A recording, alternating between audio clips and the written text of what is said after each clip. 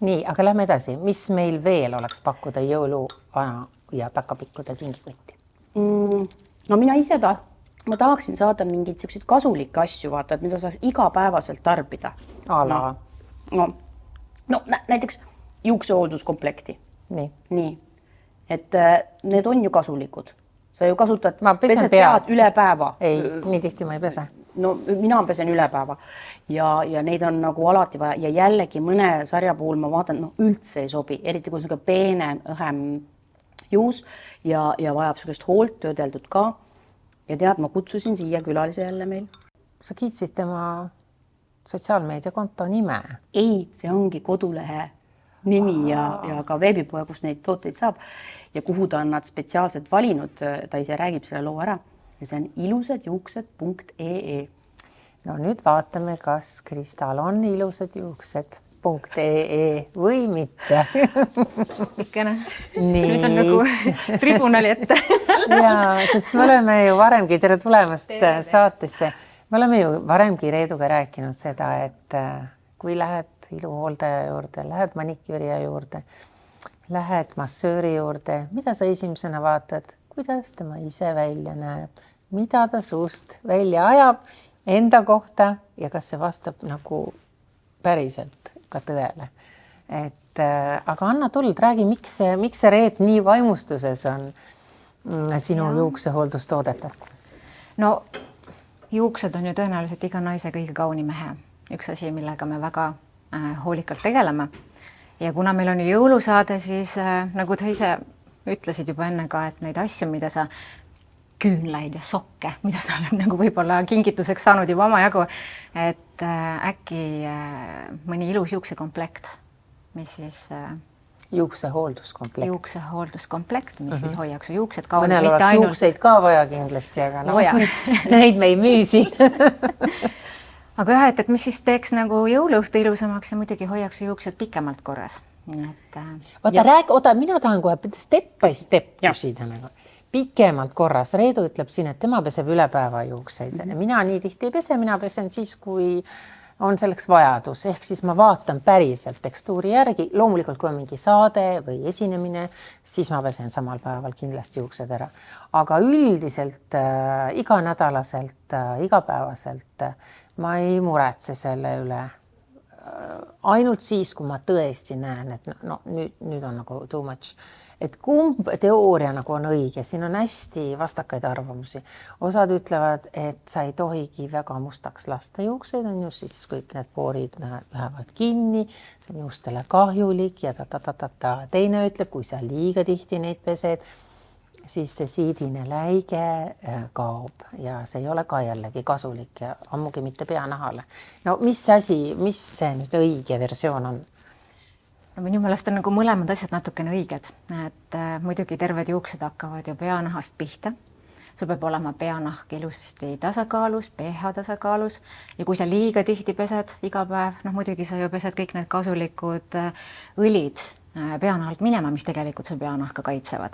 Ja et iga päev ma ei peseks juukseid. Ja teisest küljest mina ise pesen ka ikka umbes 4-5 päeva tagant ja ma jõuan seal vahepeal trennis käia. Seda on ka võib-olla natuke juba palju. Ehk et tegelikult iga 3-4 päev oleks, ma arvan, selline optimaalne. Et ja muidugi juuksed annavad ju ise märku. Kui nad ikkagi lähevad rasuseks ja tunned, et nüüd on aeg, siis tegelikult ongi aeg. Suvel mulle tohutult meeldib, kui ma ikka maal olen, siis ma täiesti nagu unustan selle probleemi ära.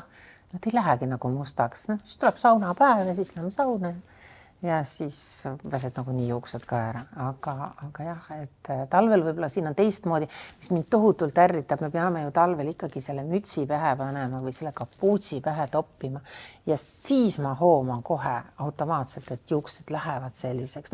Esiteks nad lähevad luduks ja teiseks nad lähevad ikkagi higistavad siis, kui sul on see villane müts või läki peas, et see on jama ja siis, kui sa käid ka poes või kaubanduskeskustes või mis iganes, sa tunned ju, sul on ju riided seljas, siis sa võtad selle mütsi korraks ära, aga sa higistad lihtsalt, et see balanss on täiesti paigast ära, et ma ei teagi, kus no äkki sina annad meile vahvat nõu. ja et elektrit ei oleks juuksed Jaa, täis. oi, see on ka mu probleem, jah. Ja siis sa paned mingit mõksi peale, aga siis on jälle rutev mustad juuksed.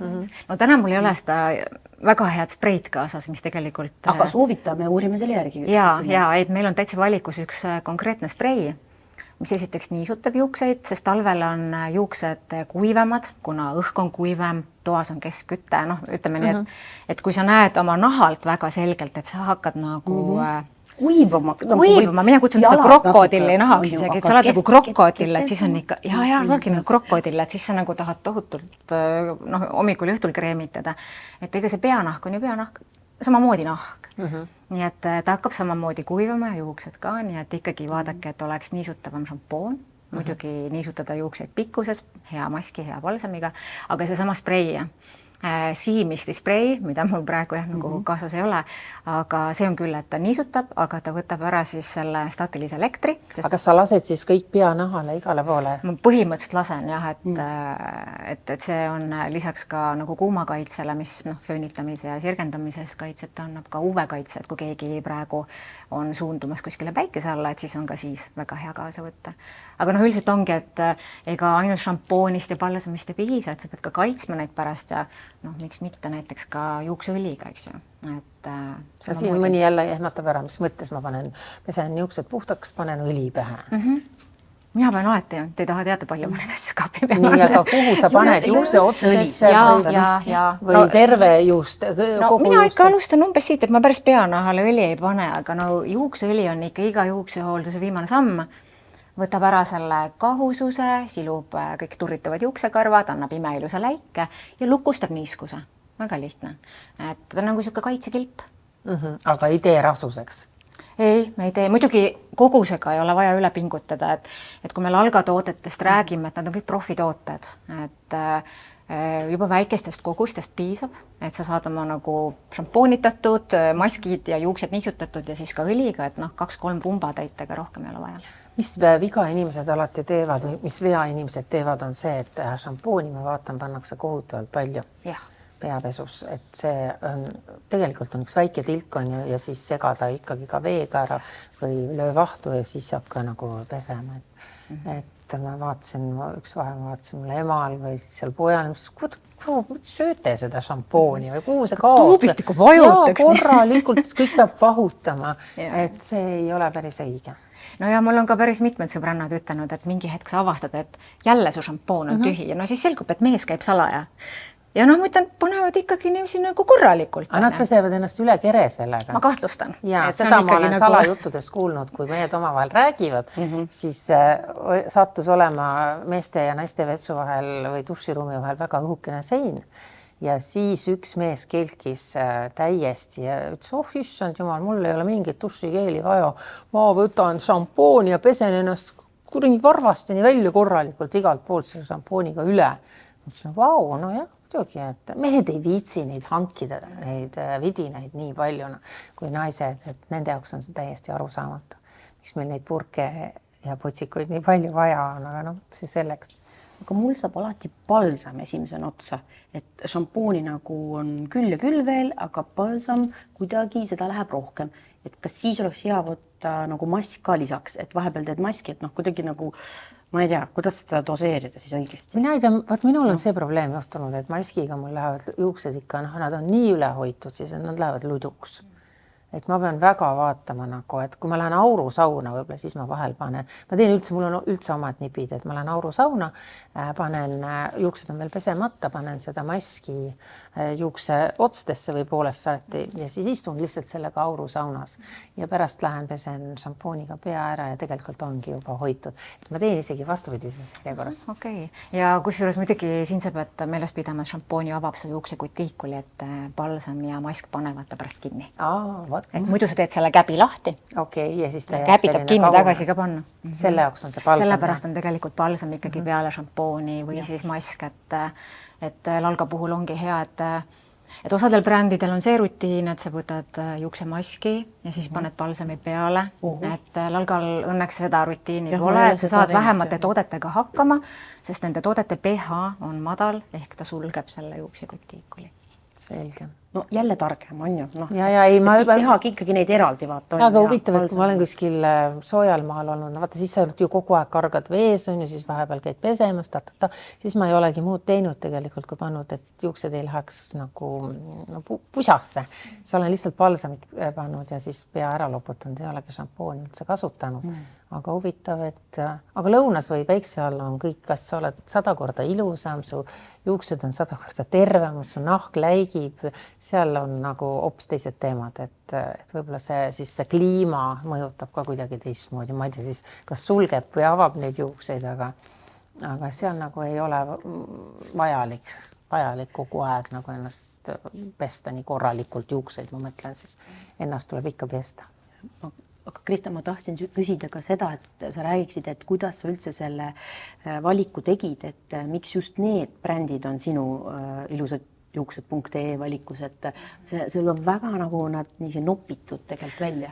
Jah, eks ma olen sulle seda lugu rääkinud, aga noh, kõik ju hakkab jälle nagu alati elus, natuke on juhust ja natuke on isiklikku vajadust.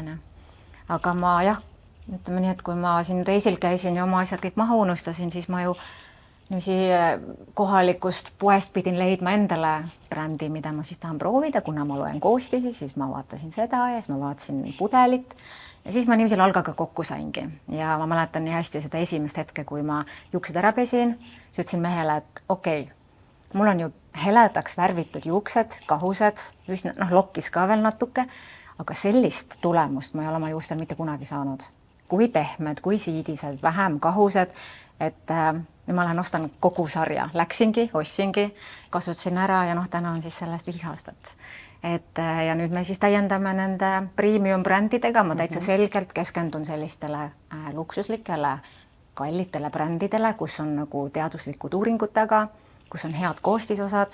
Me täitsa selgelt keskendume sellele nišile, et ainult parim oma juustele mina tahan oma juustele parimat, aga et ma siis saan ka seda oma sõbrannadele, tuttavatele pakkuda.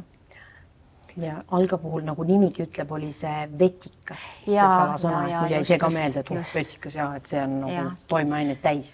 Jah, täpselt, et kui sellest nagu rääkida, et see vau-efekt, ega need asjad ei tule ju iseenesest, et siin on ikkagi koostis põhineb vetikaekstraktidel, siin on patenteeritud vetikaekstraktide kompleks sees, ja see siis koostöös biotiini, niatsiinamiidi, teiste niisutajatega annabki selle tulemuse, et teadus taga. Aga mis neil vahet on, et ma vaatan, sul on 2 ilusat kinkekomplekti, et üks on lillakas, üks on rohekas. Kas on juuksetüüpide vahe? Jaa, ei no praegu ongi, kuna siin, ütleme nii, et väga raske on leida sobivat kingitust, ma arvan, et mehed on sellega veel eriti hädas, kuna naiste toodete valik on ju 1,000,000+1. Et meil on lihtsalt erinevad kinkekomplektid. Meie kodulehelt saab siis valida kas või värvi järgi, kui meesterahvas nagu tunneb. Aga jah, seal on erinevad tooted sees, et meil on ikkagi kirjas, et mis juuksetüübile, aga ütleme nii, et ma arvan, et luksusliku juuksehoolduse vastu pole ühelgi naisel mitte kunagi, mitte midagi, nii et miks mitte. Aga meie täname sind. Aitäh sulle, et sa tulid ja selgitasid. Jaa, aitäh.